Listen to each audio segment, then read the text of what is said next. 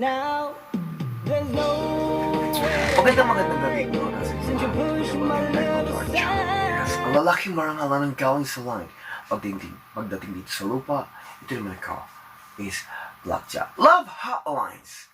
May malapit na ang June, and of course sa buwan ng mga June maraming ikakasal. Andito naman ang lalaking marangal magbabasa naman ng letter na para sa iyo, para sa kanya. Andito ako handang maglingkod na para sa iyo, and of course enjoy your time.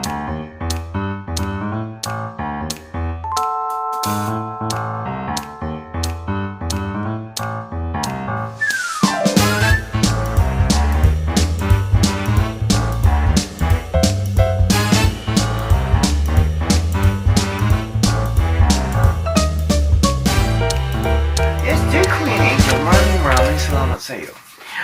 Ilang beses na akong sumulat, pero hindi mo binabasa. Hindi ka fair. Bakit ganun ka, Queen Angel? Mahirap.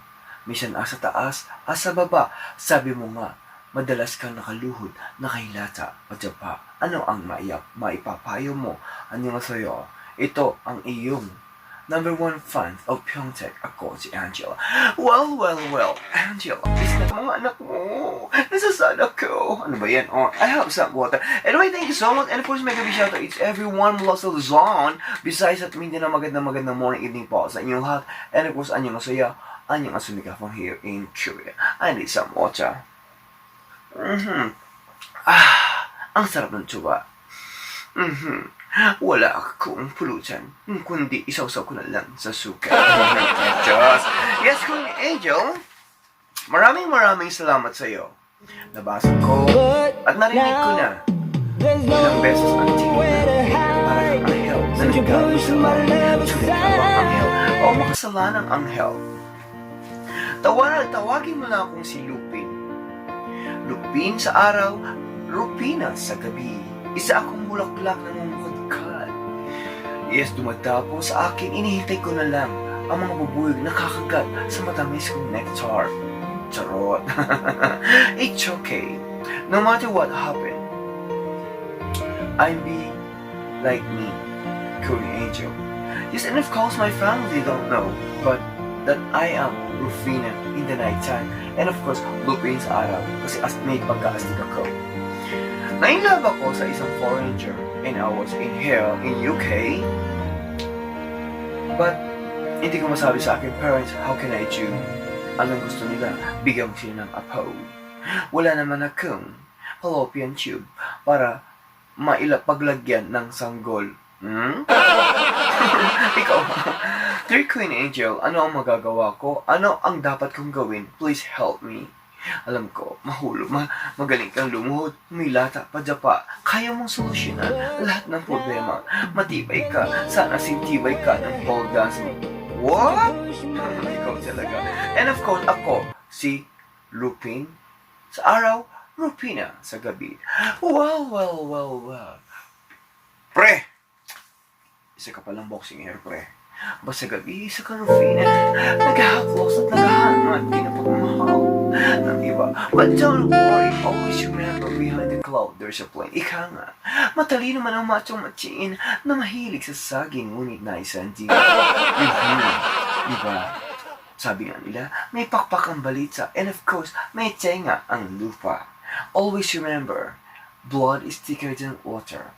You can tell to your mom, you can tell to your loving sister, and of course, to your father. Malay mo, it's alright, they can help you. Family, always family. Ganun lang. Okay, may papayo ko sa'yo, ituloy mo lang ang iyong masayang kaligayahan mo. And of course, hangad ko ang kayong kaligayahan. And of course, lalo na ang iyong bubuyog na laging kumakagat sa iyong nectar. Yes, lagi kang mag-ingat dyan, mga kapatid. And of course, hangad ko ang iyong tagumpay mula sa oras at sa pinapanalangin ko na sana tanggapin ka ng iyong magulang. And I thank you. Well. I got a pen. Pineapple pen. Sa buwan ng Mayo, sa buwan ng Unyo, and of course, a lot of people, a lot of loved ones, they want to get married. But hindi pa rin ako minit-married. Ewan ko, one night stand nga lang siguro ako. Anong gagawin ko? Nauuhaw ako. Naku, ang hirap umacting. Ang hirap gumawa ng content. But anyway, we got the last letter. Dear Kun Angel, wala na akong patumpik-tumpik pa. Ika nga, sabi mo, yes, maraming beses na akong sumulat sa'yo. But, my friend, binasa mo ang kanyang sulat. Una sa pangalawa, tuwang-tuwa siya. Ako si Tanya. Dito ako sa Makati at isa ako nagtatrabaho sa call center. I was falling in love with a girl, and we've been together almost like 2 years. And lately, I find out that she's married and they have kids. I was so shocked. Nagaling man ako dahil kung doon ko siyang minahal. Of course, Queen Angel, my family, even my mom and mother, they accept her, but they do it before that she was single, and I found out lately that she's married and she got the kids. Ano ang gagawin ko, Queen Angel? Minsan, sabi ko, magbigti na lang ako. Ito na nga ba ang pagsubok sa buhay ko? Maraming salamat. Sana mabasa mo ang sulat ko, ang idol ko, nag-iisang mahilig, lumuhod, lumulata, padapa, ang lalaking marangal ng kuya, gumagalang, Daniel.